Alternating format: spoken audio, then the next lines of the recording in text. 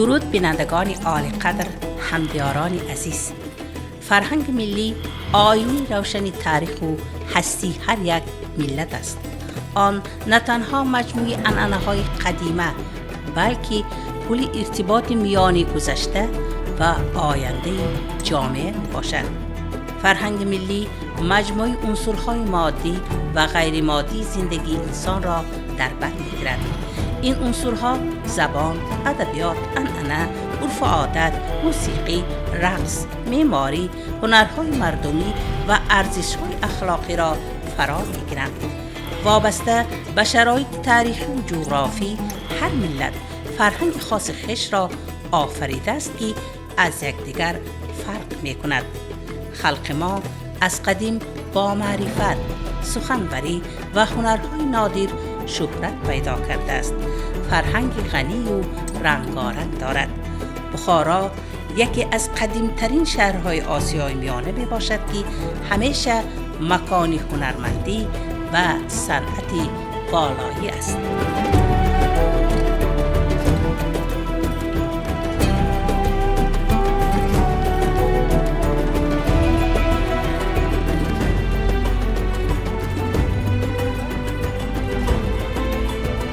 халқомуба якта мақол ҳаст ки Самарқанд мегуфтем сайқали рӯи замин ҳаст, Бухоро маркази аз исломи дин ҳаст. Аввал вақташ ба Бухорои шариф маркази ислом будагӣ, маркази ҳунармандо, мӯлпиро айнҷа гузиштагӣ. Худаш Бухоро шариф мақома гитагӣ 7 шаҳрробан яктеш Бухорои шариф бутан дар кор аслаш ба. Ин шаҳрому ба сайёхон мебиён аче дига давлатобан моя якум вазифамо мо ёшо якум вазифамо худомоя Бухоро ба амин азалдан ҳунармандоя ҳунараша нишон додан. Чуто мо мекунем ин кора фаҳмонда доданамо дар кор ки сайёҳ гашта хонеш рафт ки хиссиётош бошад, гашта биён гӯяд Бухоро. мо гашт бо як марта диданем, ман сер нашудам, ман ино ҳунараша дида хешоша ёру бародарошам гита биёд худаш кати. моя якум мақсадомо ҳамин. ва биёянд чӣ ва савқу шавқашон зиёд ва дар бораи чӣ саволу ҷавоб мекунад бо шумо? ино ҳамин медарон моя ҳунаромоя дида ино завқ мекунанд. чиба ки мо уноя ҳамун тарих будагӣ ҳунармандоя мухиташ ба иноя медарорем. чиба ки ҳозир ҳама ҷой автоматика шудагӣ, заводо кор кардаштааст, лекин мо ана дӯкономо ба марҳамат кунетон адрас атласа мо худомо даст ба мебофем. уно ҳамин чиза хис мекунад дурнаш ба худди ки як таърих ба худаш афтидагӣ барин оъла мекунад. ҳамун барои Бухорои шарифа қадриятоша даст китан ба мо ҳаракат мекунем. امروز در شرایطی که جهانی شوی به همه جبهه‌های زندگی تأثیر می‌گذارد، حفظ و رشد فرهنگ ملی مسئولیت هر یک شهروند کشور است. شناسایی نسل نو با ارزش‌های ملی برای آنها نه تنها یک سبق تاریخی بلکه سرمایه معنوی است که به تشکل شخصیت خودشناس و قوی اراده مساعدت می‌کند. نصرالله بیگ ادامه دهنده کسبی بابایی است. ҳамин ипак бофтан ҳунараш дамо аз аввал чанд аср боза омада шудааст. ин ҳунар 12-ум асрробан баъд ҳамту машҳур шудан омадагӣ ҳозирам ҳамин оилаомоя урф одатошона давом карда мо ҳамин ҳунар кор кардаштем. аз хориҷ аз дига давлатҳо худомоя одамомоям омада ҳамин ба ҳавас земонда ҳунаромобан аммо маълумот пурсида рафташтем.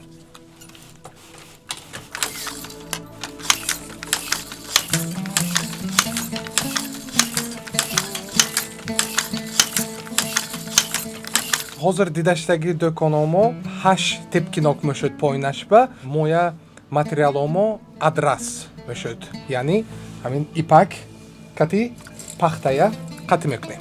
ин ипагомо аз сараш фарғона будагӣ Марғилон шаҳраш ба ранг монда нусхая кӯчонда даст ба дамо моя ҳамкоромо узод мекунанд.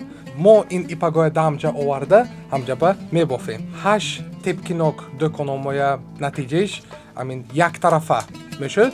Тагаш пахта, болеш ипак.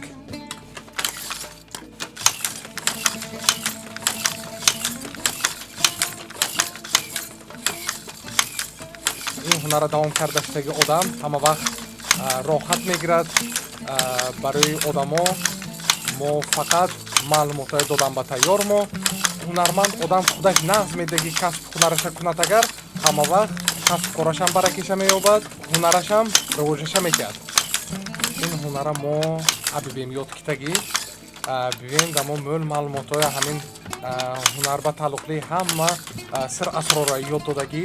ҳама вақт меҳмоно аз хориҷ аз худомаи одамо аз Ӯзбекистон биён агар мо анамин завқ кати ҳамин маълумотое да оно гуфта метаем. ҳар сафар як хушрӯи курса бироардан, хушрӯи нусха бироардан да мо ҳама вақт завқ метиҳад.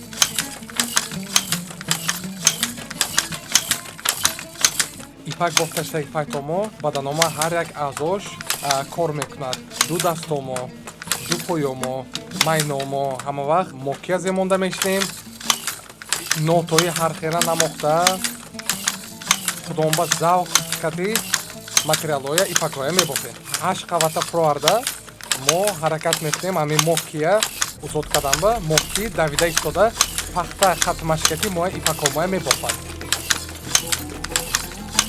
ҳунарҳои мардумӣ ба мисли зардӯзӣ, чакандӯзӣ, курпадӯзӣ, атласбофӣ, заргарӣ, кулолгарӣ ва чӯбтарошӣ ки имрӯз низ рушд доранд, нишонаи зебоии офарӣ ва завқи баланди миллати мо мебошад. ҳар як ҳунар на танҳо маҳорати моддӣ, балки рамзи фарҳанг ва маънавиёт низ ҳаст. санъати ҳунармандони мисгарӣ ва кандакорӣ ҳам лоиқи таҳсину офарин ҳост. хаста набошед истомака. ҳоло чӣ кор мекунед? ин даста ба обдаста мешавад. навози тоза мекунем ба да обдаста мешонем. ин кори рехтагарӣ аст? инаш рехтагарӣ мерезад ина. бале. баъд кандакор гул мекардаем. хоб. ҳозир дар ин ду ҳунар кор фаҳмдаштем. ҳам рехтагарӣ, ҳам кандакорӣ. обдастаи худаша мискар месозад. мисгарию, кандакорию, рехтагарӣ ҳамоҳанг шудааст. ин ҳунара аз кӣ ёд гирифта будед? мо ин ҳунара аз амакамо муҳсинов содуқ ёд гирифтем. ҳамтӯба мо устозода ҳастем. худо раҳмати бобом аз 1966 сол ин кора гашта дара мондагӣ. аз нав бунёд карданд. мо асосчии кандакория наберишон мешем. ман панҷум авлоди ҳамин ҳунар ҳастам. ҳунармандо ҳастед. аз соли 80 сол кандакорӣ мекунам. ин ки гул зеб метиҳад. 2000 сол ба ман шаҳри Хива рафта раҳмати усто Бахадур Бобоҷонов ва шогирдишта мискария ёд китам. мискар ин чиза худаша месозад. бале. ина мискар месозад. кандакор ина зеб метиҳад.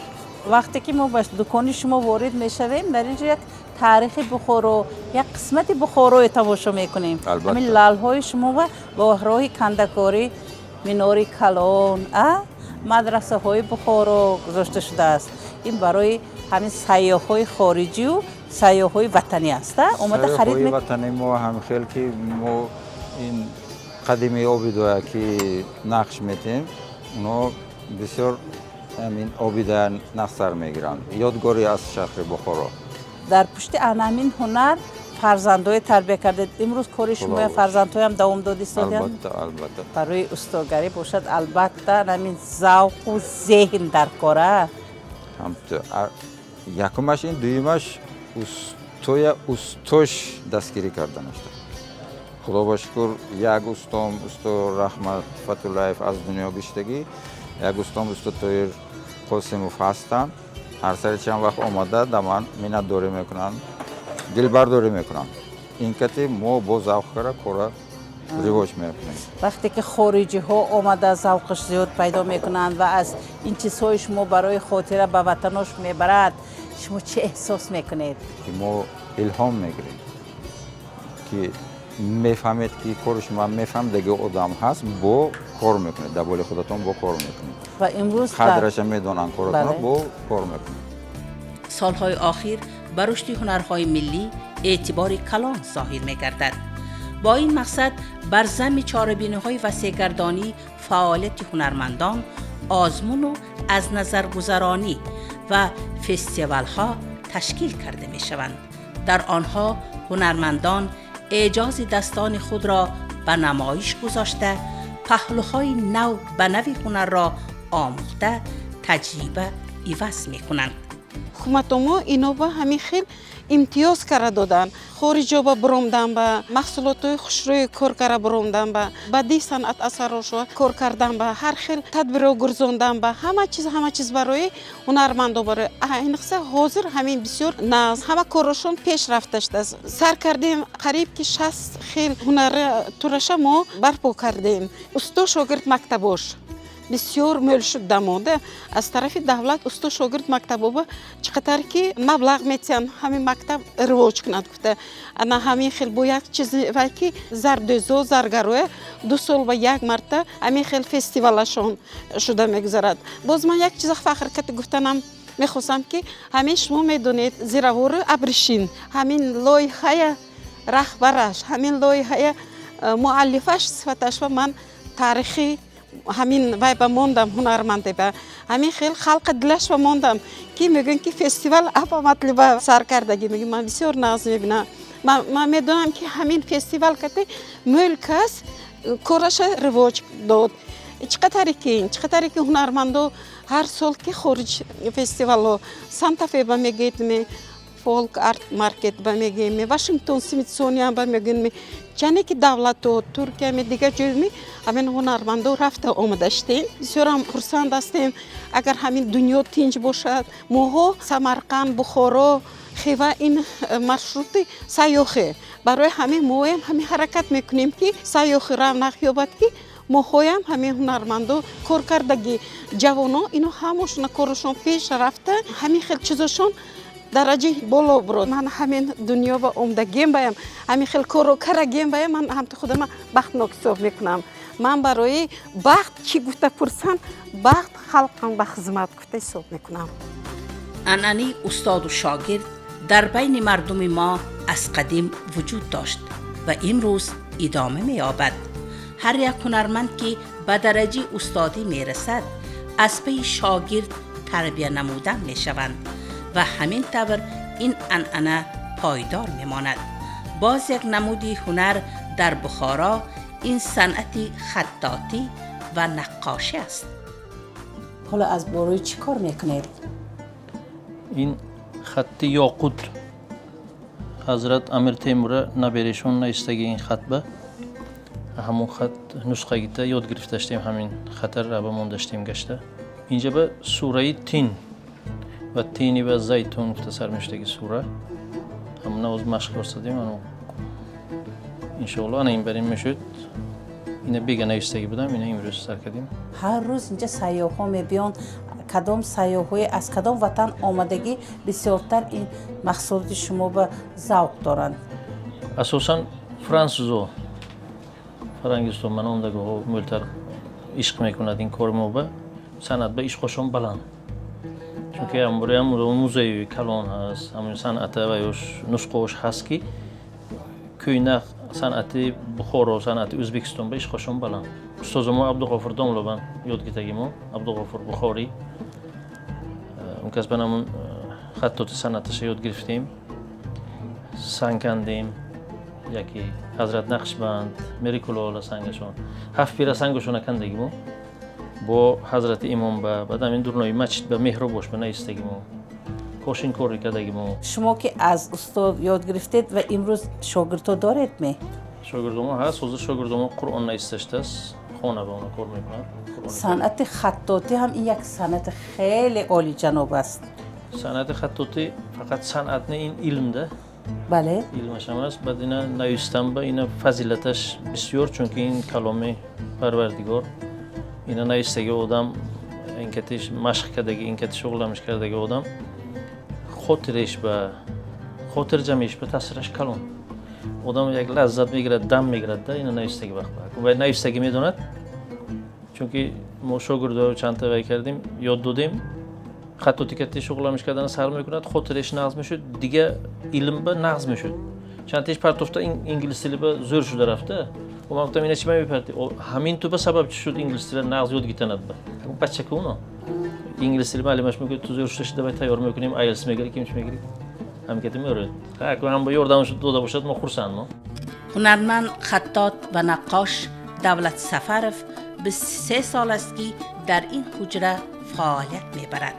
فرزندان و شاگردان را از تاریخ صنعت مینیاتور، نقاشی و خطاطی با خبر نموده علم می‌آموزاند.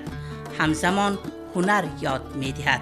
عموماً همه هنرمندان کسب اولادیشان را دوست می‌دارند، احترام دارند و به نسل جوان با مهر و محبت یاد می‌دهند.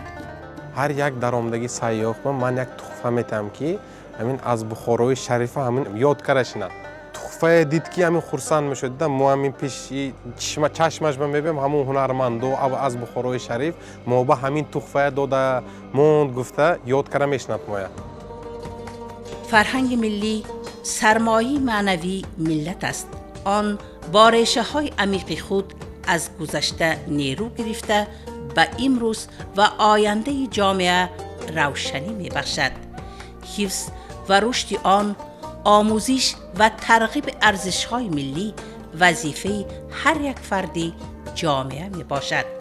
هنرمندی در بخارا از زمان قدیم تا امروز رشد و انکشاف یافته باعث شرف فرهنگ و صنعت اوست. هر یک هنر نه تنها اثر مادی بلکه میراث معنوی و تاریخی می باشد که بخارای شریف را به جهانیان آشنا می سازد. شاد باشو درزی بخارا.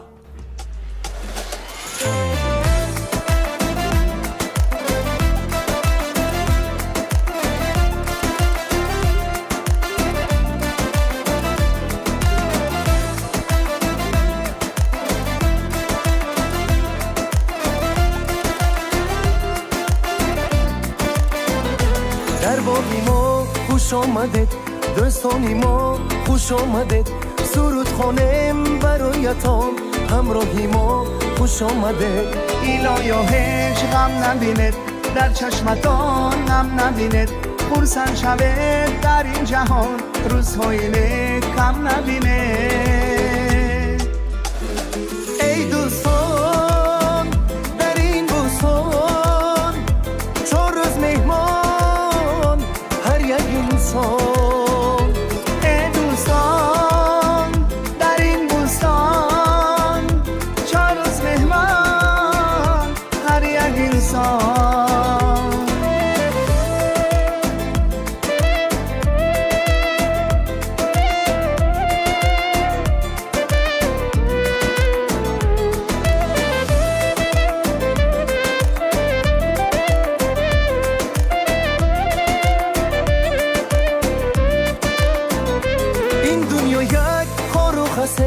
وفا نکرد به یک کسی غنیمت دم عزیزان بازی کنید یک نفسه اگر خورد صدای ما ناله کند نوای ما ما هم فقط شاد میشویم هر صد زنید برای ما ای دوستان در این بوستان 4 روز مهمان هر یک انسان